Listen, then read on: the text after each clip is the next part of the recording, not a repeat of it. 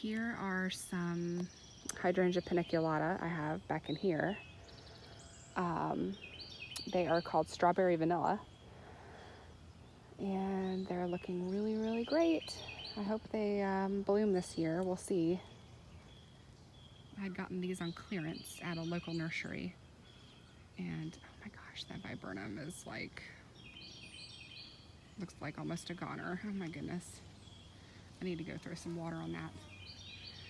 But anyway, hopefully these will continue to do well here, and we'll get some pretty blooms on them soon, maybe later this summer. So, let's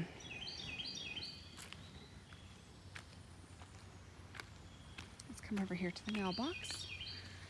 I got a lot of pruning to do. A lot of the roses are spent. The lilies are really starting to come out though. Look at this pretty white lily. And then the clematis overhead.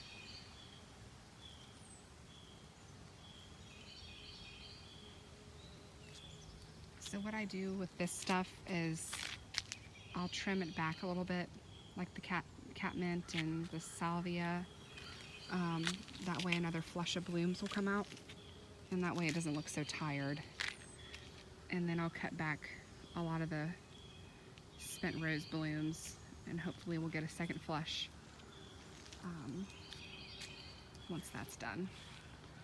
See, like all this veronica needs to be cut back. It's pretty much spent. So if I cut it back, it'll probably give me another round of blooms.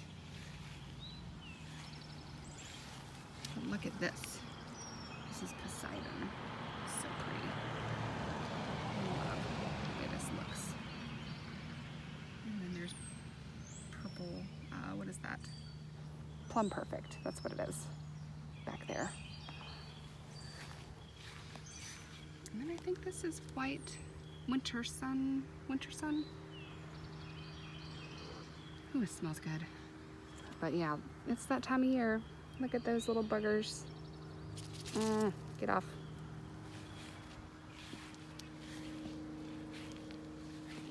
We have a lot of June bugs around here. Japanese beetles. Oh, I didn't see this. My jasmine's blooming. Yay. This is the first time it's ever bloomed. Oh, and it's covered. This is awesome. Love it.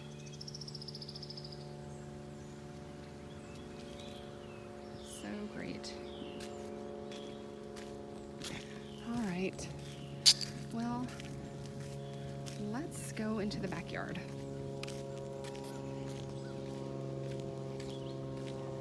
Still a big old mess around here.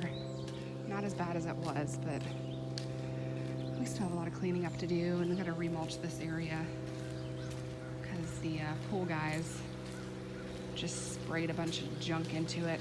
So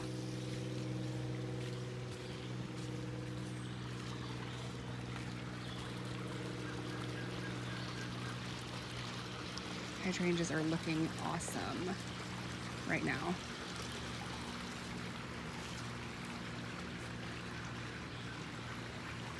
This one has been here for 3 or 4 years, and these I just planted in the spring. How awesome is that?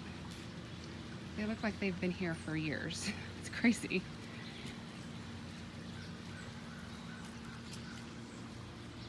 So I wanted to do a little experiment. Golly, look at that, that's so pretty. My local nursery had a sale on their endless summer hydrangeas. That's what this is. And so what I did is I bought 5 that were dormant, and then 4 that they had like a bunch of new growth on them. You know, they looked really pretty at the time. And so I bought basically half and half of each, and wanted to see how they did. Well, look at this. So these are the ones that were dormant. Look how gorgeous and full and beautiful and huge they are.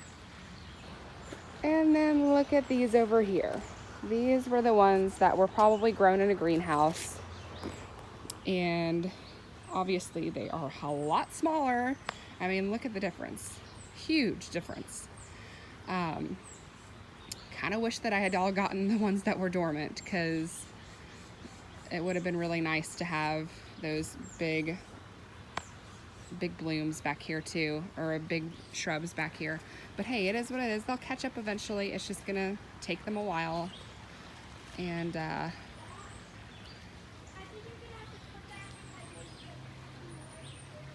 yeah, I know, baby. But anyway, so that was a fun little experiment. So now you guys know, if you see a dormant shrub that's bigger, you're better off going with it, because it actually can handle the weather better. I think they've done better. Of course, these are getting more sun than these are as well. That kind of makes a difference. But this one, you know, see, even that one looks better too. That's a blushing bride hydrangea versus the endless summer. But anyway, it is what it is. They'll catch up eventually.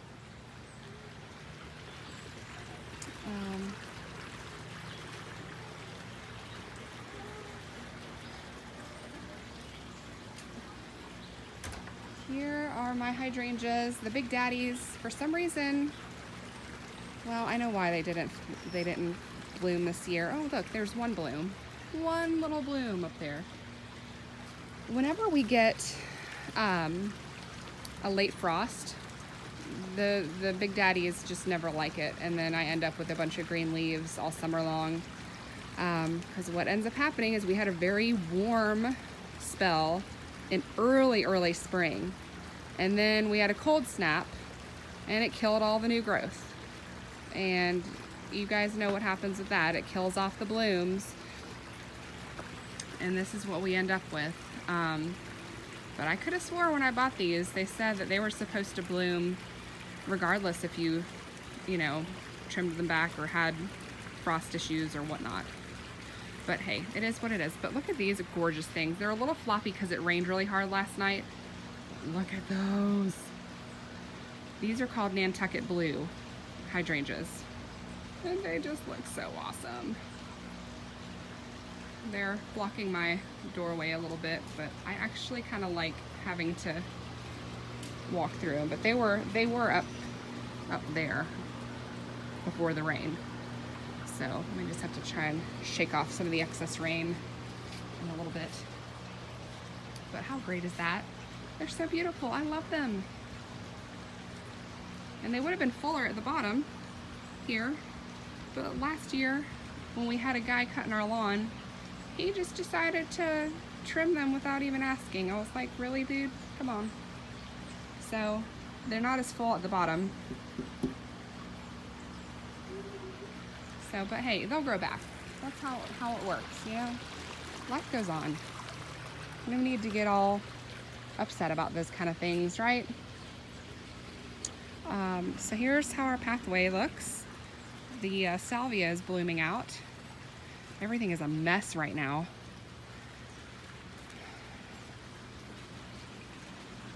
Pots are still looking pretty good.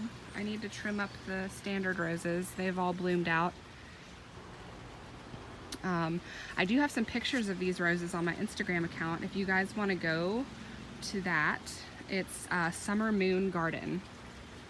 So check it out. I got a lot of pretty pictures on there from my garden and whatnot. Here's that fountain I've been talking about. We finally got it up here, but there's a leak in one of the hoses, so I've got to have I got to get some replacement parts before we can get it working.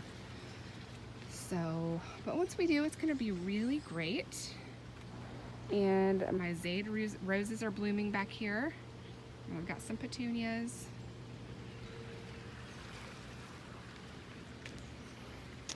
And here's the vegetable garden. It's doing okay. I really need to fertilize back here, and maybe that will help everything green up. I just feel like with the heat we've had lately, it's really been struggling to do well, and I'm kind of freaking out a little bit because I don't know what I'm doing. I have never done a vegetable garden like this, or like, you know, wildflower garden like in this bed. I've got a bunch of sunflowers and whatnot, and those are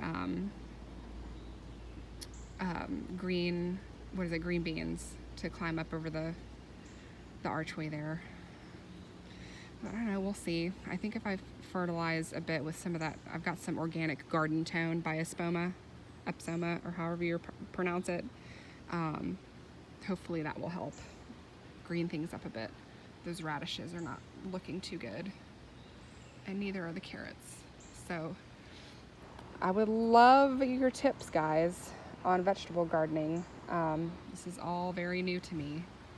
So anything you can offer, I would love to hear from you because I don't know what I'm doing. So, but that's kind of how it works, trial and error, see what works and what doesn't.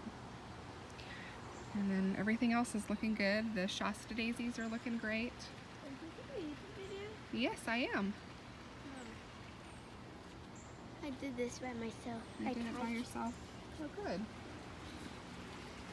Okay, you tell everybody goodbye. I think we're done as far as YouTube tours go today. Bye.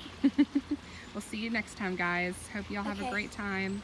And don't forget to visit my Instagram page, Summer Moon Garden. Yay.